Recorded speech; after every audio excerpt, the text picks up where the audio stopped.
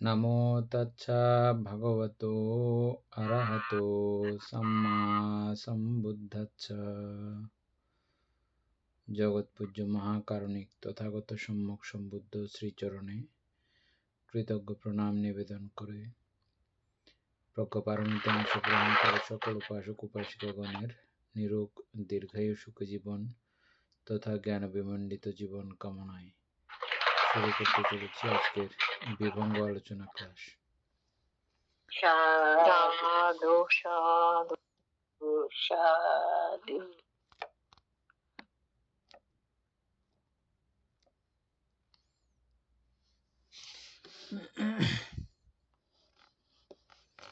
আমাদের page number কত ছিল?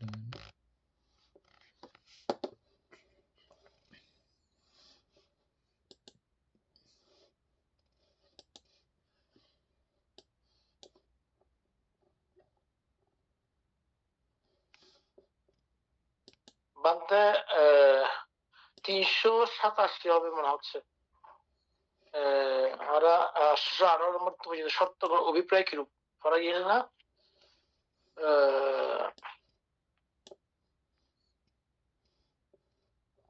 ওই দিন মতো অনুশয় সম্পর্কে আমরা আলোচনা করছিলাম। আশ্রয় অনুশয়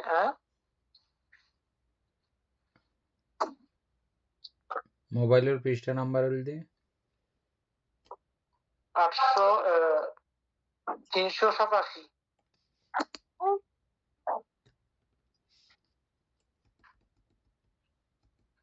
387 আর নেই ওই টার্নে 639।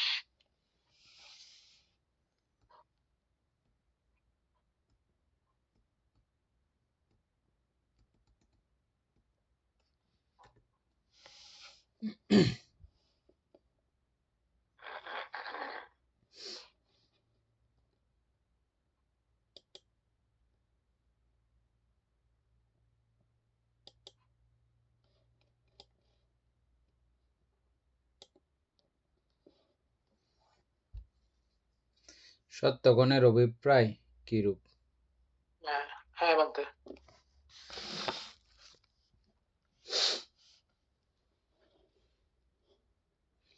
আরম্ভ করেন।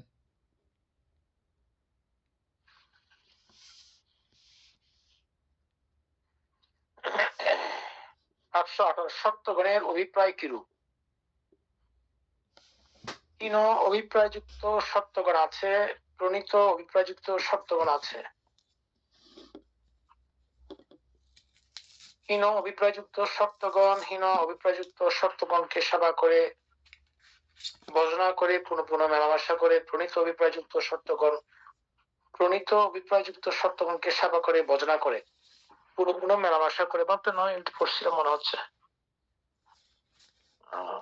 পদযুক্ত মৃদু ইন্দ্রিয়, হ্যাঁ পড়া হয়েছিল বন্ধুটা। সেই বিশ্রী অগুণযুক্ত সত্যগণ কারা? সুশ্রী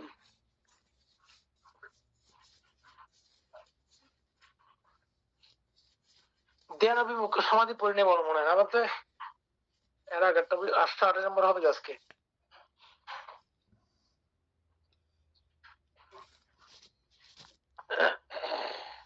পরের পেজে তন্মধ্যে তথাগতের ধ্যান বিমুখ সমাধি সমাপত্তি সম্পন্ন ব্যক্তির সংশ্লেষ অর্থাৎ মালিন্য পবিত্রতা উত্তম যথার্থভাবে জানার জ্ঞান কিরূপ?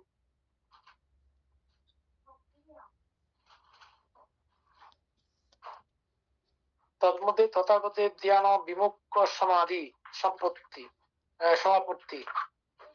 ধ্যান বিমুখ সমাধি সমাপত্তি সম্পন্ন ব্যক্তির সংশ্লেষ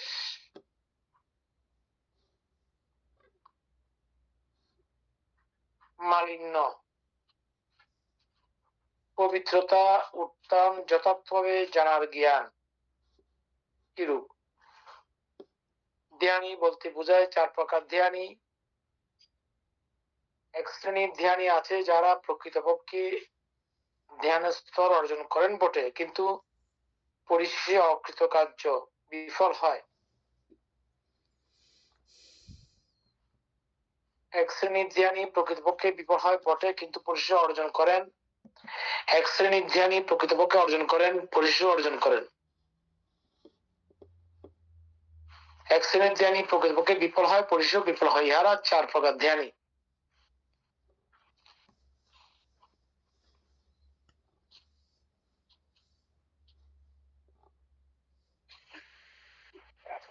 বন্দনা বলতে মঙ্গলক।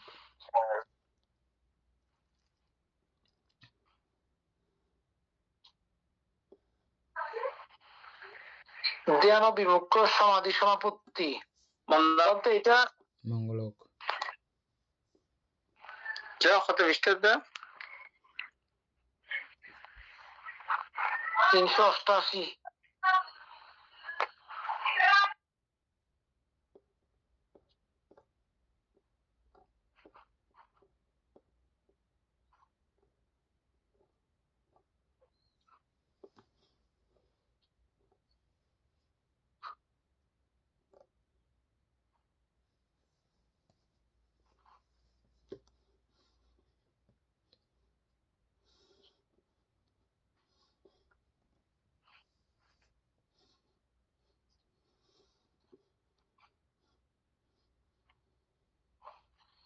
জ্ঞান ও বিমুক্ত সমাধি সমাপত্তি।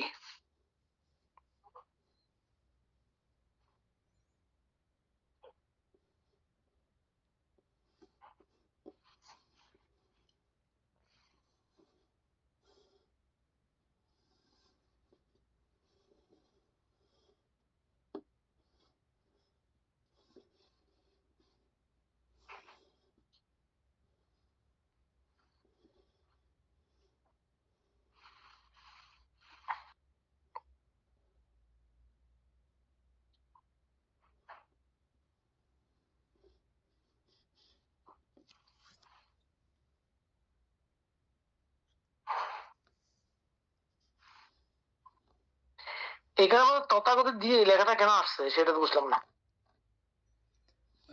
তথাগত বলতে তথাগত শব্দের অর্থটা মনে আছে? বুদ্ধকে তথাগত বলা হয় কেন? বলতে বুদ্ধকে তথাগত বলা হয় মানে যতটুকু প্রয়োজন অতটুকু উনি অবগত। আরো কি কি জানি ছিল তো বলতে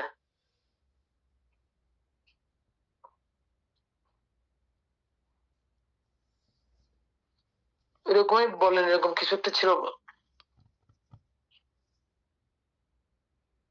তন্মধ্যে তথাগতের ধ্যান ও বিমুখ সমাধি সমাপত্তি সম্পন্ন ব্যক্তির সংক্লেশ অর্থাৎ মালিন্য, পবিত্রতা, উত্থান যথার্থভাবে জানার জ্ঞান কিরূপ। আচ্ছা, এটা তথাগত ওই ব্যক্তিদের বিষয়ে জানেন আর কি, যারা ধ্যান বিমুখ সমাধি সমাপত্তি সম্পন্ন ব্যক্তির সংক্লেশ, পবিত্রতা, উত্থান যথার্থভাবে জানার জ্ঞান, এটা কি রূপ? মানে ওটা বুদ্ধ জানেন, এটা কি রূপে জানেন বা জানা কি জানছেন? এটা ধ্যানী বলতে বুঝায় 4 প্রকার ধ্যানী। মানে এই ধ্যানটা কত রকমের আছে, কত ইয়ের মধ্যে আছে, যেমন আমরা ওই দ্বন্দ্ব বিজ্ঞায়, ক্ষিপ্র বিজ্ঞায়, এগুলো ওই কথাগুলোই আসছে পরে। আবার কেউ কেউ বিফল হয়, কেউ কেউ সফল হয়, কেউ কেউ প্রথমে বিফল হইলেও পরবর্তীতে সফল হয়, কেউ কেউ প্রথমে বিফল পরবর্তীতেও বিফল, এরকমও আছে, নানা রকমের থাকে না? হ্যাঁ বলতে এগুলো সবগুলো এরকম 4 প্রকার, এরকম 4 প্রকার আছে বলতেছে আর কি। শুক্রবার পর্যন্ত আসেন আজকে তো ভালো লাগছে বলছিল।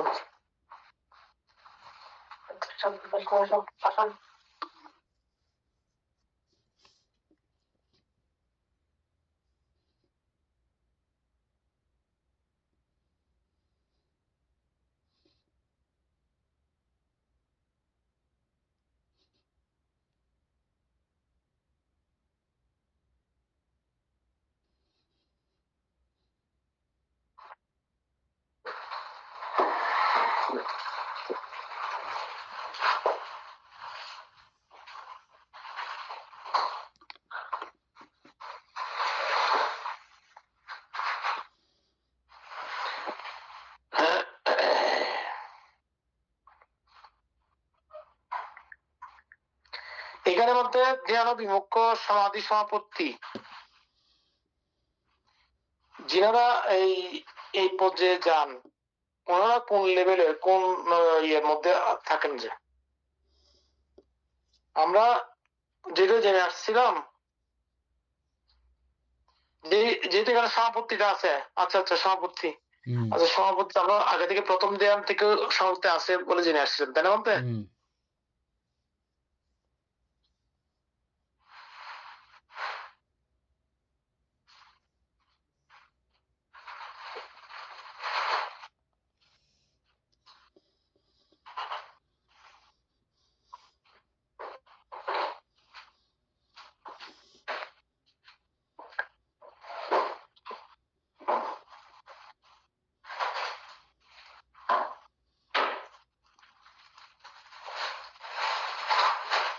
এটি কেন লাইন পেলে আলোচনা করবো কি বলতে?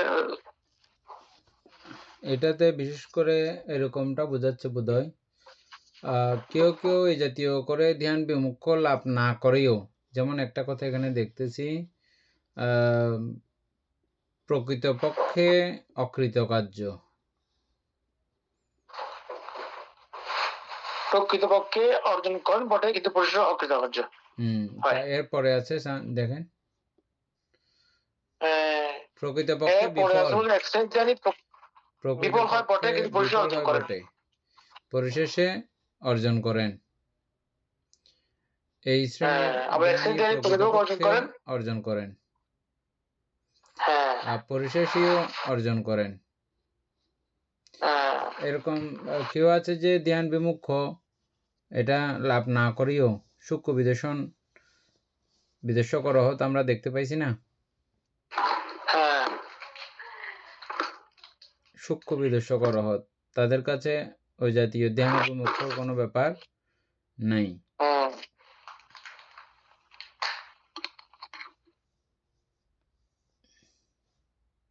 তবে এক প্রকারে চিত্ত সমাধিস্থ ওই অবস্থাটা কিন্তু চিত্তের একাগ্রতা ওই বিষয়গুলো কিন্তু থাকে তখনও, সূক্ষ্ম বিদেশক হইলেও তখনও সেটা থাকে। দুইটার পর্যায়ে আলাদা আলাদা আর কি। চিত্ত একাগ্র না হলে উনি কিভাবে নামরূপের পুঙ্খানুপুঙ্খানু বিচার আচার করবেন? আর চিত্ত একাগ্রতা মানেই হচ্ছে যে আবার ওদিক থেকে প্রথম ধ্যান আদি, যদিও বা সেখানে অঙ্গের ব্যাপার আছে, এখানে হয়তো সেভাবে অঙ্গের ব্যাপার যুক্ত নাই। পঞ্চাঙ্গ আছে প্রথম ধ্যানে, ওখানে যেরকম এখানে আমরা দেখেছি এটাকে দশবিধ বিদর্শন জ্ঞান রূপে না, বিদর্শন জ্ঞানের ক্রমিকতা হিসেবে আমরা দেখেছিলাম।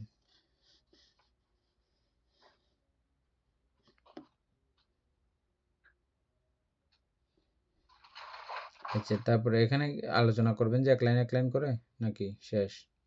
না, আলোচনা করার প্রয়োজন আছে না। এখানে আমার 887 নাম্বার দিছি, এটা কি মানে বুঝলাম না। 828 দিয়ে ব্যাগের 7 নাম্বার দিছি, তার আগে 6 নাম্বার কোথায়? এটা কোন একটা লাইনের বিষয় মানে বুঝতেছি।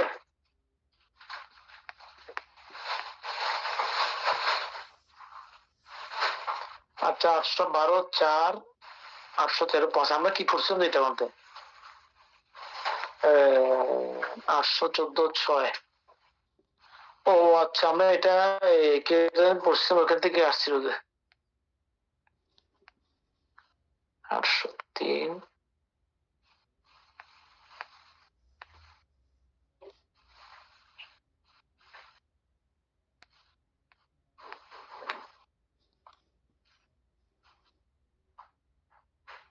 আচ্ছা, দর্শক নির্দেশ বলতে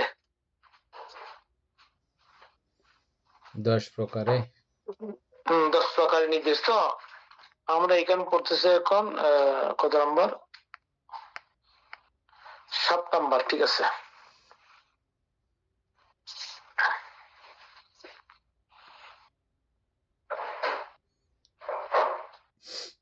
অপর 4 প্রকার ধ্যানী। অপর 4 প্রকার ধ্যানী। এক শ্রেণীর ধ্যানী মন্ত্রভাবে দ্বন্দ্বভাবে সম্পৃক্ত হন, শীঘ্র উত্থিত হন। এক শ্রেণীর ধ্যানী শীঘ্র সম্পৃক্ত হন, দ্বন্দ্বভাবে উত্থিত হন। এক শ্রেণীর ধীরগতিতে সম্পৃক্ত হন, ধীরগতিতে উত্থিত হন।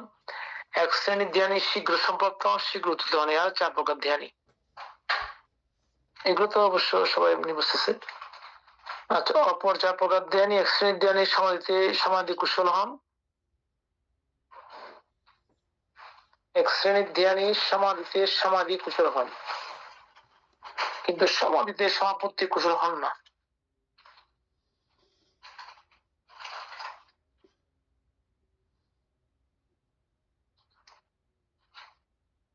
এখানে সমাধি কুশলটা কিরকম? আচ্ছা, অকুশলের সমাধি আছে তো, ঠিক আছে। কিন্তু অকুশলের সমাধিটা বলতে ওদেরকে ধ্যানী বলা হয় না, তাই না, নাকি? না, ওটাকে সমাধিও বলা হয় না। তাহলে এখানে সমাধি কুশল। আচ্ছা, এক শ্রেণীর ধ্যানী সমাধিতে সমাধি কুশল হন, কিন্তু সমাধিতে সমাপত্তি কুশল হন না।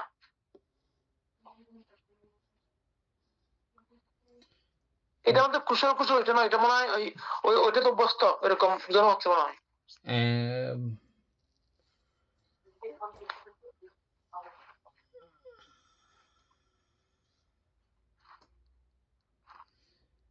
এক শ্রেণীর ধ্যানী সমাধিতে সমাধি কুশল হন, কিন্তু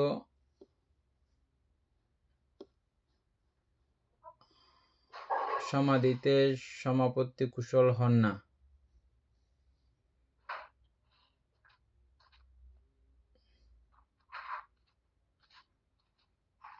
আমরা সমাধি এবং সমাপত্তি কিভাবে জেনেছিলাম মনে আছে?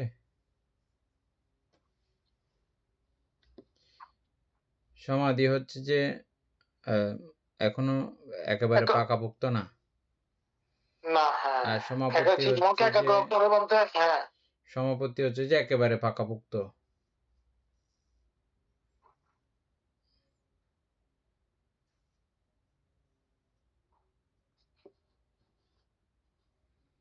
তারপরে এক প্রকার ধ্যানী সমাপত্তিটা মানে মিট হয়ে গেছে।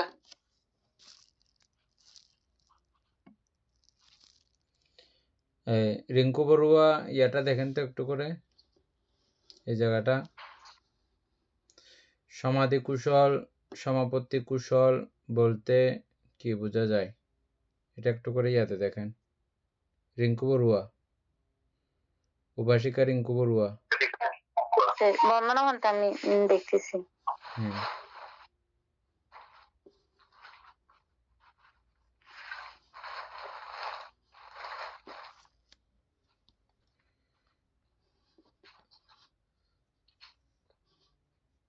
আপনি দেখেন, আমরা এরপরে যাচ্ছি। উপাসক এরপরে এক শ্রেণীর ধ্যানী সমাধিতে সমাপত্তি কুশল হন, কিন্তু সমাধিতে সমাধি কুশল হন না। হ্যাঁ, এইটা বলতে কোনো একটা ইয়ে আছে, এটা আমি বুঝতেছি না।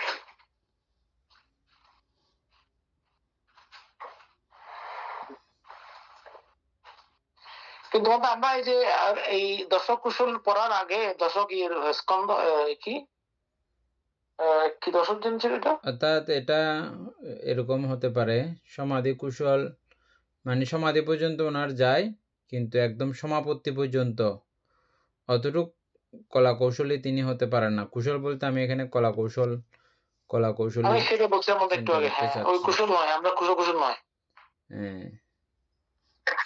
ভান্তা প্রশ্নটা আমি কিভাবে করব? প্রশ্নটা করবেন যে সমাধি কুশল কিরকম, সমাপত্তি কুশল কিরকম।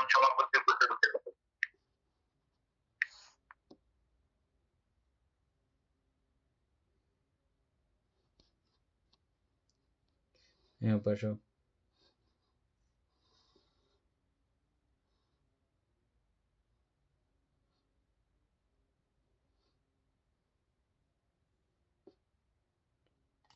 আপনারটা মিউট আছে উপাসক। আচ্ছা, হ্যাঁ। এক শ্রেণীর জ্ঞানী সমাধিতে সমাধি কুশল হন, কিন্তু সমাধিতে সমাপত্তি কুশল হন না। আবার বলতে এক শ্রেণীর জ্ঞানী সমাধিতে সমাপত্তি কুশল হন, কিন্তু সমাধিতে সমাধি কুশল হন না। এখানে আবার একটু উল্টো আছে, যেমন সমাধিতে কুশল না হয়ে সমাপত্তিতে কুশল হবে, এটা হইলে ওই পুরো বিষয়টা আর মিলতেছে না আমরা যেটা ভাবছি। আমি সেটা আপনার রিপিট করছি বলতে, সে কারণে। হ্যাঁ, ঠিক আছে। বলবো আমি? হ্যাঁ, সমাধি কুশল এটি হলো মনকে একাগ্রতা ও স্থির করার দক্ষতা।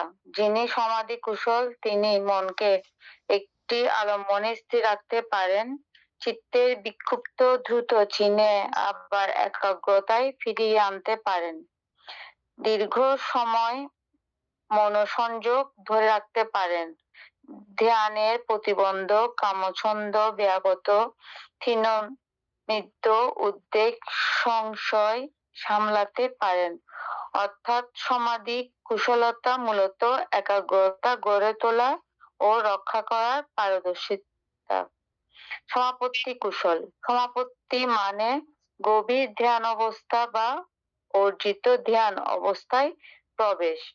সমাপত্তি কুশল ব্যক্তি ইচ্ছামতো নির্দিষ্ট ধ্যান অবস্থায় প্রবেশ করতে পারেন, সেই অবস্থায় স্থির থাকতে পারেন, নির্ধারিত সময়ে বের হতে পারেন, এক ধ্যান থেকে অন্য ধ্যানে সুশৃঙ্খল ভাবে যেতে পারেন। এটি শুধু একাগ্রতা নয়, বরং অর্জিত ধ্যান অবস্থাকে দক্ষভাবে ব্যবহার ও নিয়ন্ত্রণ করার ক্ষমতা। সহজভাবে বললে সমাধি কুশল মনকে স্থির করার দক্ষতা, সমাপত্তি কুশল গভীর ধ্যান অবস্থায় প্রবেশ ও তা নিয়ন্ত্রণের দক্ষতা। এটাই ভাবতে উপাসক হতে পারে, এমনি হবে না এরকম কোনো কথা নাই। ওদিকে হয়তো তিনি করেন নাই, ঠিক আছে। সরাসরি সমাধির বিষয়টা তিনি অত বেশি ওখানে জোরাজুরি করে নাই বা অত বেশি চর্চা করে নাই সেখানে, কিন্তু ওনার অর্জন হয়ে গেছে সমাপত্তি সরাসরি। হ্যাঁ, তারপরে যখন সমাপত্তি অর্জন হয়ে গেছে এবং ওখানেই তিনি রয়ে গেছেন, আর নিচেরগুলো আর ওনার দেখার ব্যাপার হচ্ছেও না, প্রয়োজনও নাই। সমাপত্তি পর্যন্ত পৌঁছে গেলে আর সমাধি তো আর দরকারও নাই, যে কোনো প্রকারে পৌঁছে আর কি, পৌঁছতে পারে।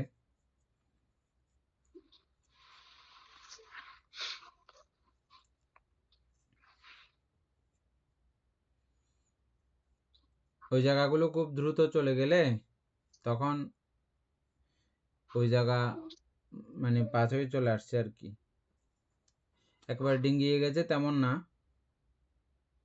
গেছে খুব দ্রুত। ওই জায়গাতে দীর্ঘক্ষণ থাকতে হয় না বা দীর্ঘক্ষণ থাকে নাই, ওই জায়গার মধ্যে এত বেশি ওনার আনাগোনা ছিল না, কিন্তু সমাপত্তিতে গিয়ে উনি খুব কলা কৌশলী। আর আমরা যেটা কুশলকে কলা কৌশলে বলছিলাম ওটা ঠিক আছে। হ্যাঁ, ওটা ঠিক আছে বলতে। এখন মাত্র এখানে আমি যেটা ইয়ে করছি, আপনি যেটা বলছেন বা ওখান থেকে যেটা শুনলাম সেখান থেকে যেটা বুঝছি সেটা হচ্ছে কি, এক শ্রেণীর ধ্যানী সমাধিতে সমাধি কুশল হন, কিন্তু সমাধিতে সমাপত্তি কুশল হন না। এটা ওইটা ঠিক আছে। আর হচ্ছে এক শ্রেণীর ধ্যানী সমাধিতে সমাপত্তি কুশল হন, কিন্তু সমাধিতে সমাধি কুশল হন না। তার মানে যিনি সমাপত্তি কুশল হন উন্নতমান, তার ওই সমাধি কুশলে যেতে হচ্ছে না, না যেতে হচ্ছে না, সেটাই বোঝানো হচ্ছে না এখানে থেকে যায়। মানে এই জায়গাটা ইয়া না করে তিনি কি ওখানে পৌঁছে গেছেন, এরকম একটা কথা থাকে। তো এখানে এই কথার আলোকে বোঝা যাচ্ছে যে হ্যাঁ, হয়তো এখানে এটা খুব দ্রুত গতিতে এখান থেকে চলে গেছেন, আর ওখানে যখন পৌঁছে গেছে আর নিচের দিকে ডাউনের দিকে আর দেখার প্রয়োজন পড়তেছে না ওনার। না বলতে আমি বলছি এটা আমি বুঝি এরকম করে, উনি সমাধি হয়ে তো সমাধি কুশলে গেছেন, ওই সমাধি কুশল থাকা অবস্থায় উনার থেকে আর নিচে যেতে হচ্ছে না, সেটাই বুঝাতে মনে করতেছি আমি। এটাই আর কি। সমাধি কুশল চট করে মধ্যে ওখানে যেতে হচ্ছে না, পৌঁছে ওখানে গেছেন, সাথে যাচ্ছে। চট করে হুম ওখানে পৌঁছে গেছেন, আর নিচের দিকে আর হ্যাঁ ওনার দেখার প্রয়োজন হচ্ছে না। হুম চিত্তকে সমাধি করেই উনি পৌঁছেছেন ওখানে। হ্যাঁ, মূলত আর পিছনে যেতে হচ্ছে না, সেটাই আর কি। হ্যাঁ। আর এক শ্রেণীর ধ্যানী সমাধিতে সমাধি কুশল হন এবং সমাধিতে সমাপত্তি কুশল হন। তাহলে এটা ঠিক আছে আমাদের, এটা উপরটা প্রথমটা সমাধি কুশল, হুম। পরেরটা সমাপত্তি কুশল, এটাও ঠিক আছে। আবার এক শ্রেণীর ধ্যানী সমাধিতে এও সমাধি কুশল হন না এবং সমাধিতে সমাপত্তি কুশল হন না। হুম ওটাও হতে পারে, ওটা তো স্বাভাবিক। এটা হতে পারে, এটা আমাদের মতো হতে বলতে। হুম। আচ্ছা, ধ্যান বলতে বোঝায় 4 প্রকার ধ্যান। প্রথম ধ্যান, দ্বিতীয় ধ্যান, তৃতীয় ধ্যান, চতুর্থ ধ্যান। বিমুখ্য বলতে বোঝায় অষ্টবিমুখ্য। রূপী আবার রূপসমূহ। পুরো এভাবে আমাদেরকে ড্যামেজ করলেও হবে না, এখানে আরেকটা ঘটনা আছে। প্রথম ধ্যান যেটা, এটা কিন্তু সমাধিজ না, এটা বিবেকজ। হ্যাঁ ওটা বিবেক আছে বলতে, হ্যাঁ এই বিবেকজ অবস্থাটা একটু যখন যখন আপনি খুব এই বিষয়গুলোতে পুরো বৈরাগ্য চিন্তা নিয়ে যখন আপনি বিভোর হয়ে এবং এই সমাধিতে যখন ধ্যানে যখন প্রবেশ করেন, যখনই একাগ্র হয়, ছোট ছোট ছোট ছোট যে একাগ্রতাগুলো হয়, আমি কিছু কিছু জায়গায় ইয়ে করেছি, এগুলো ছোট ছোট করে মানে খুব সূক্ষ্ম সূক্ষ্মভাবে এগুলো ধ্যানের ম্যাচিং। এটা খুব কঠিন বলতে, হ্যাঁ বিতর্ক ঠিক থাকলে মাত্র কিছু সময়ের জন্য ঠিক থাকলেও তাহলে এখানে বিচার, হ্যাঁ আর বিতর্ক, বিচার, একাগ্রতা, এই তিনের সমন্বয় ঘটে গেলে বুঝলে কি ওই আপনি? দুইটা ফ্রি। হুম, বিবেকজ সুখ, প্রীতি বিবেকজ সুখ, হ্যাঁ প্রীতি, এই দুইটা হচ্ছে যে এগুলোর বোনাস। তিনটা একজোট করতে পারলে ওই দুইটা বোনাস। এটা প্রথমটা বিবেকজ। হুম বিবেকজ বিষয়টা কিরকম, একটা জ্ঞান উৎপন্ন হয়ে, ওহো আমি কত প্রশান্তিতে আছি, চিত্তকে শান্ত করতে পারার কারণে, চিত্তকে অস্থির না করে চিত্তের স্থিরতার কারণে। এটা স্বাভাবিক, আমি যেভাবে চিন্তা করতেছি এটা মানে বিবেক দ্বারা উৎপন্ন, যেহেতু বিবেকজ, বিবেক থেকেই জন্ম এটা, হুম তো সেহেতু এটাকে এত কঠিন বলারও কিছু নাই। আবার পরবর্তী স্টেপ দ্বিতীয় ধ্যান, সেটাও কঠিন বলার কিছু নাই, এই কারণে যে দ্বিতীয় ধ্যানে যাওয়ার কলাকৌশল হচ্ছে যে প্রথম ধ্যানকে প্রথম অতি ধ্যান, হ্যাঁ যত্ন করা, অতি যত্ন হুম করা, যেটা এসছে সেটাকে আবার আনতে চেষ্টা করে, এসছে আবার পুনঃ আনতে চেষ্টা করা, বারবার নষ্ট হবে, বারবার আনতে চেষ্টা করা, এটা। তৃতীয় ধ্যানে যাওয়ার কৌশল আরো সোজা, দ্বিতীয় ধ্যানকে যত্ন করা, মানে হুম একেবারে মানে এত ইজি করে এগুলো বুদ্ধ আমাদেরকে বলেছেন, বলার মতো না। আর্যাষ্টাঙ্গিক মার্গ আমাদের কাছে যদিও অত্যন্ত কঠিন বলে মনে হইলেও কিন্তু এটা একেবারে সোজা। কিভাবে? আমাদের কাছে আর্যাষ্টাঙ্গিক মার্গের আচরণ অলরেডি আছে, আচ্ছা বলতে, শুধু কি আমাদের কাছে আছে? না, এটা সবার প্রায় কাছে মানুষের কাছে এটা আছে, আপনি দেখবেন। কম বেশি আছে বলতে, সবার হ্যাঁ, কাছে, হ্যাঁ আছে। ওই বিষয়গুলো যেটা যতদূর আছে ওটাকে অতদূর ওই জায়গাতে যত্ন করা, হুম আর যেটা যত্ন করি আমরা স্বাভাবিক সেটাই বাড়ে।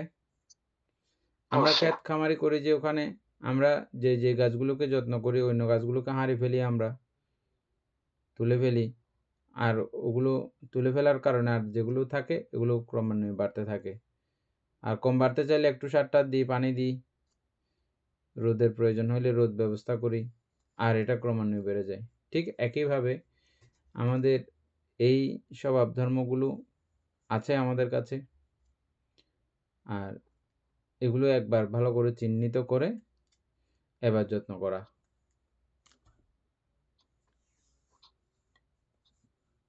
আমরা এটা আলোচনা করছিলাম আর্যষ্টাঙ্গিক মার্গ আলোচনা করার সময়। হ্যাঁ বন্ধু, এটা আলোচনা হয়েছিল। তারপরে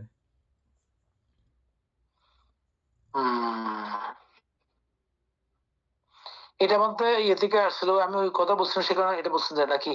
হ্যাঁ, অর্থাৎ মানে ওই না, কঠিন কিছু না। বুদ্ধ আমাদেরকে কখনো কঠিন করে কোনো কিছু দেয় নাই, একেবারে ইজি করে দিয়েছেন।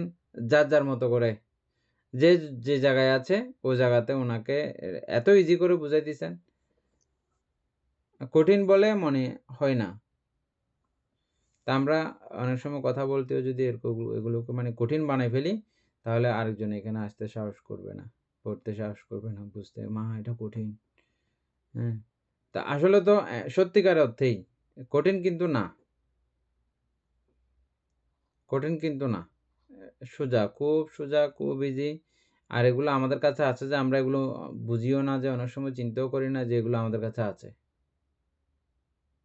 বন্ধু এখানে একটা কথা, সেটা হচ্ছে আমি যেটুকু মানে এই পর্যন্ত অনুধাবন করতে পারছি আর কি। আসলে আমরা ক্লাস এটা করার বা আগে থেকে আর কি আমার যে ওইখান থেকে আমি যদি ব্যাক একটু করে দেখি, তো বুঝতে পারি যে এটা আগে আমরা যে বিষয়গুলো যেভাবে জানছিলাম, ওই জানার মধ্যে এই জানার মধ্যে অনেক তফাৎ অবশ্যই আছে। তো সেই সময় জানার মধ্যে অনেক কঠিন ছিল। কেন কঠিন ছিল?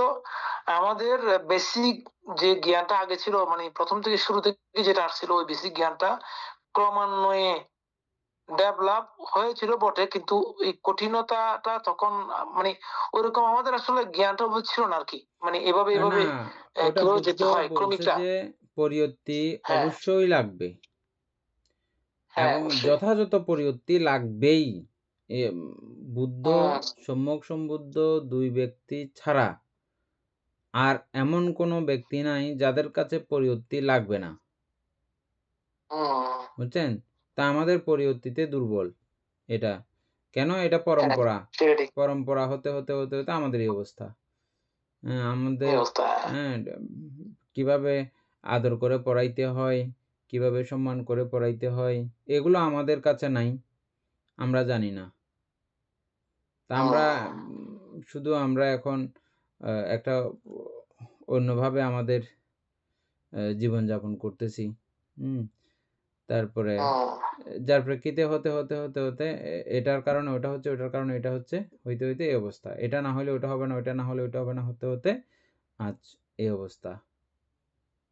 তো তার মধ্যে আমি শেষ করতে চাচ্ছিলাম, আমি তারপরে আমাদের মানে আমি মনে করি আর কি, অতীতের কোন একটা শক্তিশালী পুণ্যের কারণে হয়তো আপনার মতো একজন শিক্ষক পেয়ে এই ক্লাসে করার শুরু থেকে মানে এখন মনে হচ্ছে অনেক অনেক সহজ।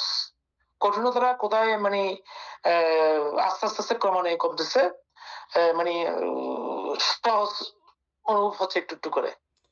কারণ এটা যে দুই তিনটে বিষয় একসঙ্গে যখন হয় তখন এটা আমার তো অনেক সহজ বুদ্ধ মনে হয় আর কি। এটা আপনারা এটা আমার আমাকে কথা বুঝতে আর বলতেছেন, কি। আর আমি আপনাদেরকে বলতেছি। হ্যাঁ, কেন বলতেছি? হয়তো আপনাদের এই সাপোর্ট, এই ধর্ম সাপোর্ট, এটা যদি না হতো, হয়তো অন্যরকমও হতে পারত। কারণ এটা প্রতিদিন চর্চার বিষয়। প্রতিদিন চর্চা করতে করতে নিজে পড়া এক জিনিস, কিন্তু এটা আলোচনা করতে যাওয়া, করা, এটা অন্য ব্যাপার সম্পূর্ণ। সন্দেহ নাই বলতে অবশ্যই। তারপরে আর এর পরবর্তী কথা হচ্ছে যে এটা বার্মার একজন খুব বিখ্যাত ভান্তে বলেন, চোখ বন্ধ করে থাকা, এটাকে বুদ্ধ ধ্যান বলেননি। শুধু আমরা মানে স্বাভাবিকভাবে শুধু ওটাই মনে করি, একটাই শুধু ধ্যান মনে করি। ধ্যান এটা না, আমি একটা গাছ দেখতেছি, একটা ফুল দেখতেছি, তো এখানে ধ্যান আছে না নাই? ফুল একটা দেখার সময়, গাছ একটা দেখার সময় আছে না নাই? আছে কি বলতে। সেগুলো? আমি চারিধাতুতে বিভাজন করার ক্ষমতা আমি এখন শিখেছি।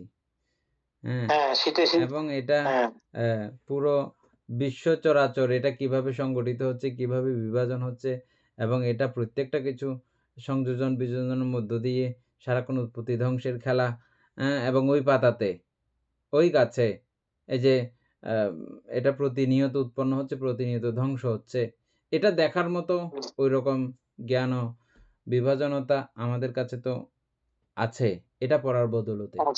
তো আমি ওই গাছকে ওই চোখে দেখা মাত্র, ওই মানুষকে ওই চোখে দেখা মাত্র, ওই ব্যক্তিকে ওই চোখে দেখা মাত্র আমার ওই জ্ঞানটা উৎপন্ন হলে এটা কি ধ্যান নয়? অবশ্যই বানতে। বার্মার বড় বড় পণ্ডিত ভান্তেগণ এভাবে বলেন। হ্যাঁ, কিছু দায়কের কথা থেকেই বলেন, মানে তারা ওরকম চোখ বন্ধ করে থাকতে দেখলে ভালোবাসেন, ভালো হয়, মানে মনে করে যে ওই চোখ খোলা থাকলে ওনার প্রথম ধ্যান লাভ করার কোনো সম্ভাবনা নাই। ওখানেও চোখ খোলা থাকুক, কান খোলা, চোখ কেন বন্ধ রাখছি আমি? চোখের মতো কানও সেম না, অবশ্যই বানতে। নাকও সেম না। কারণ চোখটা বেশি সবচেয়ে ডেঞ্জারাস বিধে আমরা চোখটাকে বন্ধ রেখে এটা করার চেষ্টা করি, অন্যগুলোকে মানে তখন ইয়ে করার সুযোগ হয়। কিন্তু উনি বলেন তখন আমরা এই চোখে না, আমরা চোখে না বন্ধ করছি, সারা জীবন দেখছি যে এগুলো তো অটোমেটিক চলতেছে, যে এগুলো বন্ধ করার কি উপায়? বলছে সেটা হচ্ছে যে জাস্ট একটা ওই রকম করে আমাদের সিস্টেম লাগবে, সিস্টেম দরকার আছে। এটা কিন্তু সেখানে বসে থাকলেই যে ধ্যান হবে এমন না, সেভাবে বসে থাকলেই যে ধ্যান হবে এমন না।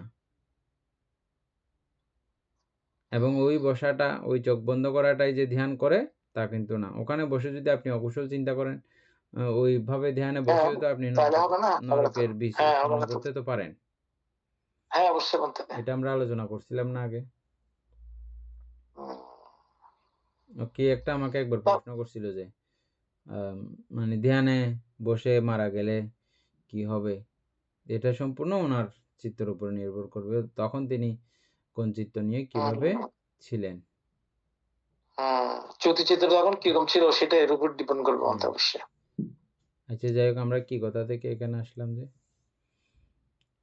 আমরা বলতে কি জানি, তো আমি বলছিলাম আর কি, ওই মানে এই যে আপনি না অতীত কর্মফলের কারণে, অনেক পুণ্য পালনের কারণে আপনাকে পাইছি বলে আপনি এখান থেকে শুরু করছেন মানে আপনার বলছে আপনারা সহজে, আমরা যদি সহজে না করতাম, ক্লাস না করতাম প্রতিনিয়ত, তাহলে হয়তো এইভাবে আসতো না, এখান থেকে বন্ধে গেছে যেটা। তো না, এখানে কারো থেকে কারো অবদান কম না। যারা প্রথমে এই কথাটাকে শুরু করেছেন এবং যারা যারা এটা ইয়া করার জন্য, মানে প্রত্যেকটা বিষয়, না তাতে সন্দেহ নাই বলতে, আমাদের সমষ্টিগতভাবে অবশ্যই, আমাদের সমষ্টিগতভাবে আমরা এই বুঝে জানি আর সবকিছুই। আর এই বাংলাদেশ ক্লাসটাও আমি তো চলবে ভাবছিও না, চিন্তাও করছি না। যাদের যাদের মাধ্যমে যাদের আত্মীয় স্বজন এখানে ঢুকে ক্লাস করতেছে, এটা তো অসাধারণ চলতেছে, বুঝছেন? এগুলো অতুলনীয়। বাংলাদেশ ক্লাসটা তো এখন যত করতেছি তত অন্য রকমের একটা, আপনারা মাঝে মধ্যে দেখে নিতে পারেন আমাদের আগের আলোচনাই, কিন্তু আমি এখন পড়তেছি যে মনে হচ্ছে যে এটা আমি আজ জীবনে কখনো পড়ি নাই। অভিধর্ম সংগ্রহ, হ্যাঁ, যত প্রত্যেকটা লাইন পড়তেছি আমি পড়ার সময় কি বলতেছি, এটা তো আর কোনোদিন পড়ি নাই বোধহয়। না, এখন 2 বার চলতেছে আর কি বাংলাদেশে, 2 বার চললেও কিন্তু প্রত্যেকটা লাইনে লাইনে আমার মনে হয় যে এটা সম্পূর্ণ আজকে নতুন, আগে এটা আমরা কখনো পড়ি নাই। আর প্রত্যেকটা লাইনের, প্রত্যেকটা শব্দের অনুভূতি এগুলো অনন্য। তবে এই অনন্য হওয়ার পেছনে কিন্তু আমাদের এই ধর্মসঙ্গিনীর অবদান অপরিসীম। ধর্মসঙ্গিনী আমরা পড়ার সময় কিছু বুঝি নাই বটে, কিন্তু এখন প্রতি লাইনে লাইনে ওটার কাজ, মানে ওটার ফল পাচ্ছি। ধর্মসঙ্গিনী আমাদের বুঝতে একটু কষ্ট হয়েছিল, ঠিক আছে বলতে, বুঝি নাই বটে, কিন্তু এখন একদম প্রতি রন্ধে রন্ধে এটার উপকারিতা। বলতে ওই ক্লাসের মধ্যে আমি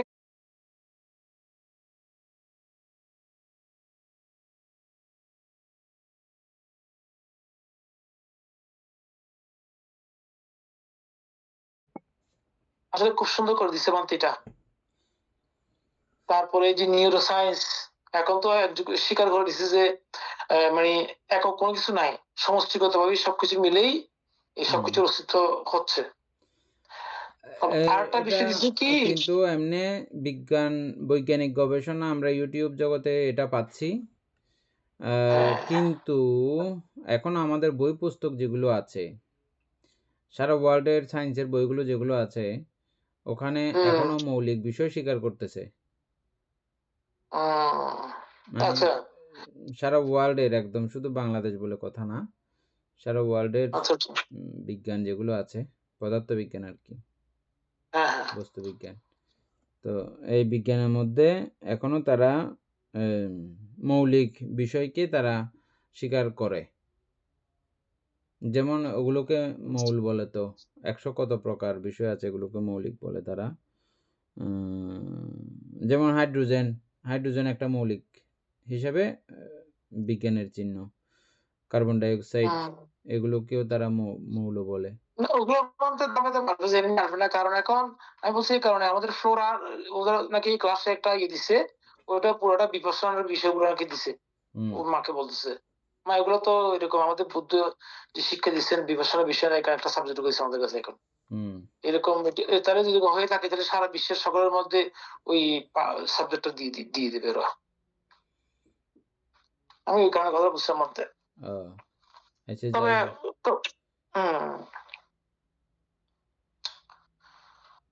আচ্ছা, ওই জন্য ভিডিওটা ছিলাম এখানে। আচ্ছা, এখানে বিমুক্ষ বলতে বুঝায় অষ্ট বিমুক্ষ রূপী রূপসমূহ দর্শন করেন, ইহা প্রথম বিমুক্ষ। এইটা তো আবার আরেক রকম কথা না? অষ্টবিমুক্ষ সম্পর্কে আমরা যা আগে জানছিলাম,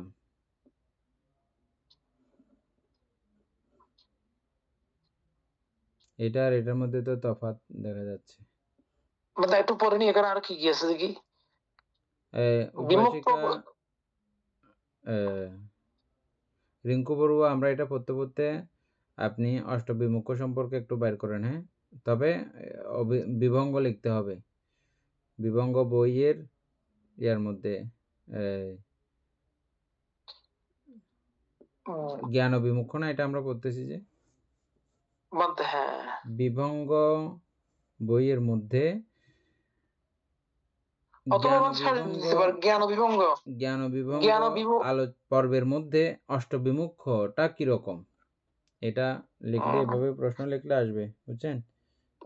জ্ঞান বিভঙ্গে অষ্টবিমুখে কিরূপ, এটা দিয়ে দেবে। হ্যাঁ, জ্ঞান বিভঙ্গে অষ্টবিমুখ কিরূপ বললে দেবে। আর এটা একবার আপনি ওখান থেকে প্রশ্ন করলে ওখান থেকে আপনাকে সবসময় উত্তর দেবে। একবার দুইবার তিনবার করলে ওই জায়গাতেই থাকে, মানে আপনি ওটা জিজ্ঞেস করবেন যে ও জানবে, ওখান থেকেই বলবে, অভিধর্মের বাইরে তখন আপনাকে আর বলবে না। প্রথমে একবার দুইবার উল্টাপাল্টা করলেও পরবর্তীতে ও বুঝে যাবে যে এটা এটা মানে ফিক্সড হয়ে যায়। যেমন আমারটা ফিক্সড হয়ে গেছে সরাসরি, আমি লাইভে কথা বলি যেও পুরো আমি কি বলতে চাই ও আগে থেকে বুঝে এগুলো। আচ্ছা আচ্ছা, ও এটাই আপনি এটাই বলতে চাচ্ছেন। এটা বলতে আমাদের জন্য পজিটিভ সাইড হলো একটা, কোনো কিছু বিষয় একটু স্মল এখানে জিজ্ঞেস করলে উত্তর দিয়ে টুস করে।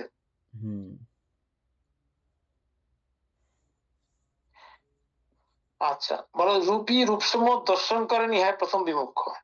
আধ্যাত্মে অরূপ সঙ্গী বাহিরূপ দর্শন করেন, ইহাই দ্বিতীয় বিমুক্ষ।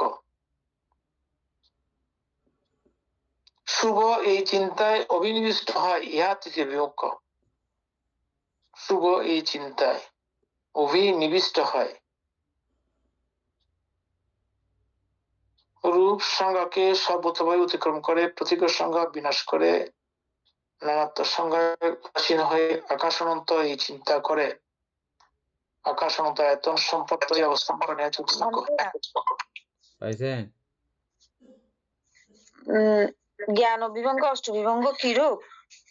অষ্টবিমুখ এখানে লেখা আছে, বারানটা আপনি এখান থেকে দেখে ইয়ে করেন। ভান্তে আমার ওই যে মোবাইলটা থেকে করতেছি, ওই মোবাইলটা ইয়াটা কম, সেজন্য এটাতে আমি ইয়া করতে পারি না ভান্তে। কিছু হবে না, করেন কষ্ট করে। অষ্ট জ্ঞান বিভাগে অষ্ট বিমুখ। আচ্ছা বলতে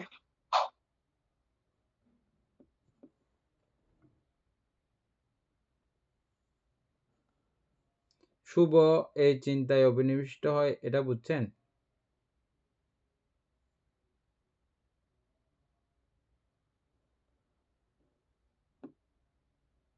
উপাসক আপনার মিউট।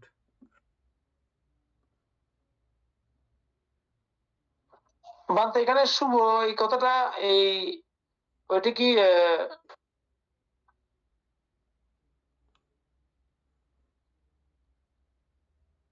এটা শুভ শুভ শুভ এই শুভ তো না বান্তে।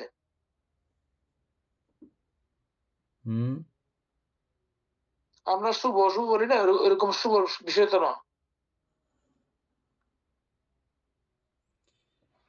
এখানে বলেন। বৌদ্ধ অভিধর্মে অষ্টবিমুখ বলতে সাধারণত ধ্যান বা সমাপত্তি থেকে মনকে নির্দিষ্টভাবে বিমুখ বা অন্যদিকে প্রত্যাবর্তন করানোর ৮ প্রকার জ্ঞানগত অবস্থা বোঝানো হয়। এটি বিশেষত অভিধর্ম পিটকের জ্ঞান বিভঙ্গ আলোচনায় আসে। অষ্টবিভঙ্গ হলো রূপকে রূপ বলিয়া বিভঙ্গ হওয়া, বিমুখ হওয়া, রূপ আরতি জন্মিয়ে বিমুখ হওয়া, শূন্যতার দিকে বিমুখ হওয়া, অনিমিত্তের দিকে বিমুখ হওয়া, অপনিহিতের দিকে বিমুখ হওয়া, অনিত্য দর্শন বিমুখ হওয়া, দুঃখ দর্শনে বিমুখ হওয়া, অনাত্মা দর্শনে বিমুখ হওয়া। এগুলো মূলত ধ্যানী ব্যক্তি কিভাবে বিষয়ে আসক্তি থেকে মন সরিয়ে বিদর্শন জ্ঞানের দিকে অগ্রসর হন তার বিভিন্ন দিক। আরো সহজভাবে প্রথম দিকগুলোতে ধ্যানের রূপ ও ধ্যান ও বস্তুর প্রতি আসক্তি কমান। পরবর্তী দিকগুলোতে শূন্যতা, অনিমিত্ত, অপনিহিত ইত্যাদি মুক্তি বিমুখী ভাবনা উদিত হয়। শেষাংশে অনিত্য, দুঃখ, অনাত্মা জ্ঞানের মাধ্যমে বৈরাগ্য গভীর হয়। ভান্তে এটা বেশি।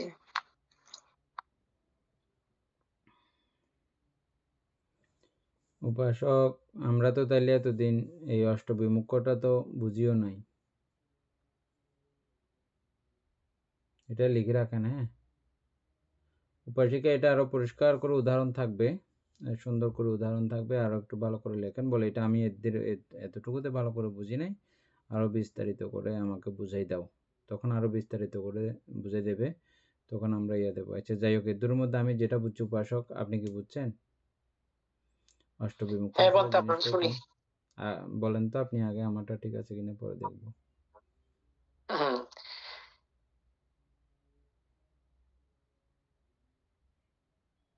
এখন বলতে এটা তো ধ্যানের বিষয়, এভাবে বুঝতে চেষ্টা করছি আর কি। বলতে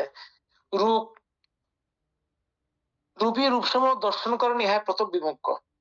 এই দর্শনটা হচ্ছে আমরা একটু আগে যেটা আলোচনা করেছিলাম, আপনি যে বিষয়টা গাছ দেখার পরে বা বিষয়টা বলছিলেন, ওইভাবেই রূপটাকে দর্শন করতে হবে। বিমুখ মুক্তির ওইভাবে দেখলে এখান থেকে আপনার ওই যে শূন্যতাটা আসবে আর কি। মানতে আমরা যেগুলো ভেঙে ভেঙে দেখে আসছিলাম।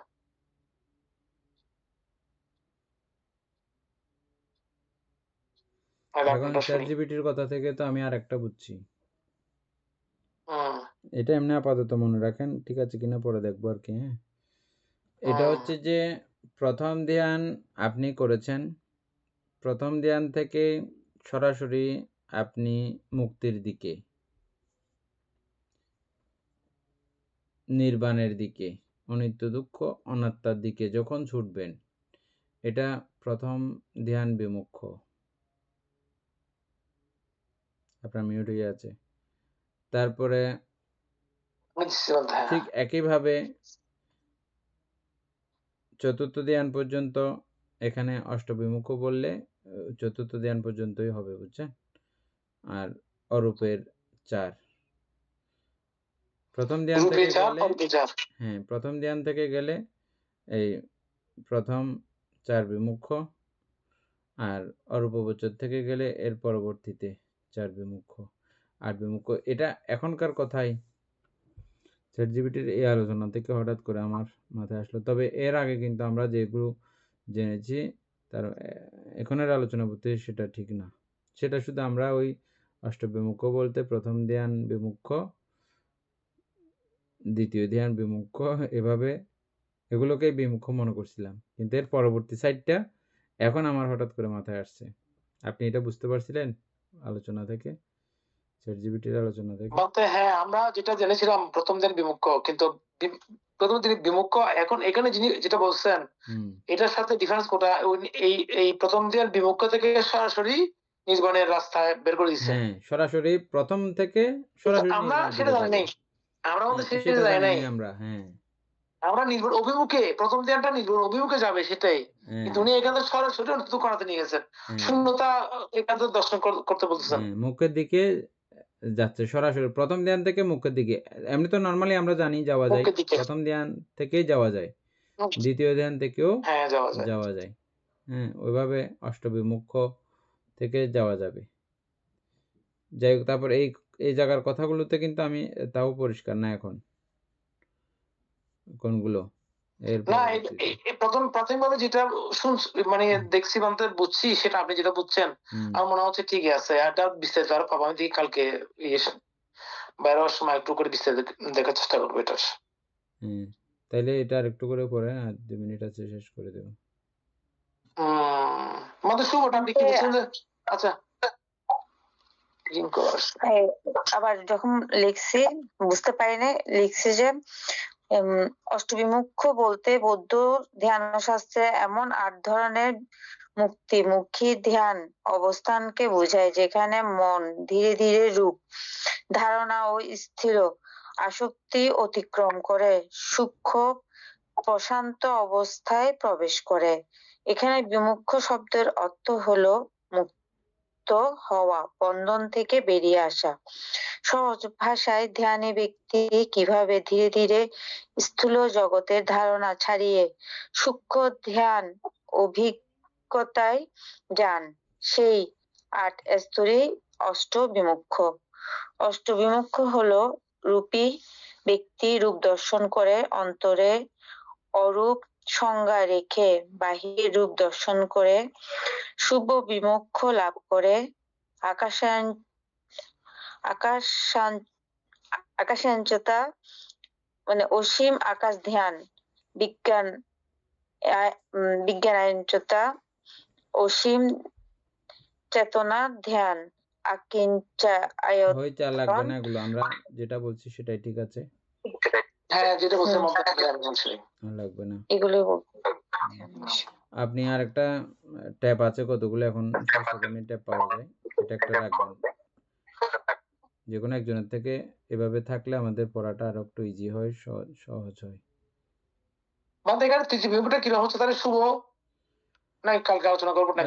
শুভ বলতে আমি বুঝছিলাম যে ঠিক আছে কিনা জানি না।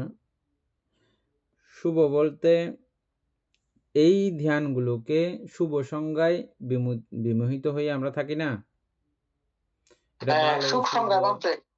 শুভ এগুলোকে, অর্থাৎ সব বিষয়গুলোকে আর কি, প্রথম ধ্যান থেকে এবং অষ্ট সমাপত্তি পর্যন্ত সবগুলো আমরা এগুলোকে শুভ বলে মনে করি বলেই এগুলোতে নিমজ্জিত হয়ে থাকি, তাই তো? বুঝছেন? তো এগুলো তো শুভ না, এই শুভ না বলে এগুলোর প্রতি বিরাগী হতে হলে এটাকেই বিমুখ বলা হয়। এটা তৃতীয় বিমুখ বলা হচ্ছে এখানে, না? হ্যাঁ, এখানে তো তৃতীয় বিমুখ বলতেছে। আমি সবগুলোকে একসঙ্গে এখন ইয়ার কারণে বললাম, চ্যাটজিপিটির কারণে। না, চ্যাটজিপিটি বলছে বলতে সেটা শুভ কি একটা বলছে তো। না, খুব ইজি করে দিয়েছে। তবে চ্যাটজিপিটির ভাষাও এই পর্যায়ের ভাষা খুব অতি দক্ষ না হইলে চ্যাটজিপিটি বললেও বুঝবে না। হ্যাঁ, তা তো অবশ্যই বন্ধু। হ্যাঁ, না, মানে এটা আমি অনেক চিন্তা করছি এই কথাগুলো নর্মাল কোনো মানুষও বুঝবে কি না। এটা এই পর্যন্ত পড়ে না আসলে বা লাইন বাই লাইন শব্দ বাই শব্দ যদি আলোচনা করা না হয় সম্ভব না, বুঝছেন? তো পরিশেষে এই কথাই যে প্রত্যেকের জন্য ধর্ম বুঝতে হলে বুদ্ধকে, ধর্মকে, সঙ্গকে জানতে হলে পরিবর্তী জ্ঞানের কোনো বিকল্প নাই। এটা ভিক্ষু হোক, শ্রমণ হোক, দায়ক হোক, দায়িকা হোক, উপাসক হোক, উপাসিকা হোক, পরিবর্তী জ্ঞান লাগবেই। দুজন ব্যক্তি লাগবে না, সম্যক সম্বুদ্ধ, পাচক বুদ্ধ, আমাদের পরিবর্তী জ্ঞানের দরকার নেই। এছাড়া প্রত্যেকের কাছে লাগবে। কেউ এই পরিবর্তী জ্ঞান খুব সহজেই এক কথায় দুই কথায় বোঝা যায়। যেমন এখানকার মানুষ, আপনি শুধু বললে হবে তুমি এটা করবা না, ওরা করবে না। একবার ওই বলছিলাম না, সদ্ধর্ম প্রাণ প্রিয় উপাসক উপাসিকা বৃন্দ, এতক্ষণ যাবৎ আমরা বিভঙ্গ আলোচনা করেছি। এতে আমাদের অপ্রমেয় পুণ্য সাধিত হয়েছে। এই পুণ্য রাশি অনন্ত চক্রবালবাসী সত্যগণকে দান করছি, গুরুভান্তি দেহকে দান করছি, মাতা পিতাগণকে দান করছি, এবং এই পুণ্যের কাছে আমরা প্রত্যেকে প্রার্থনা করব নির্বাণ লাভ অবধি অসৎ ব্যক্তি, মূর্খ ব্যক্তি, পাপমিত্রের সংসর্গ লাভ না করে সদা সর্বদা জ্ঞানদোষী কল্যাণ মিত্রের সান্নিধ্য সংসর্গ লাভ করতে সক্ষম হই। এইরূপ সাধু কামনা পোষণ করে আজকের মতো ক্লাস এখানে সমাপ্ত করছি।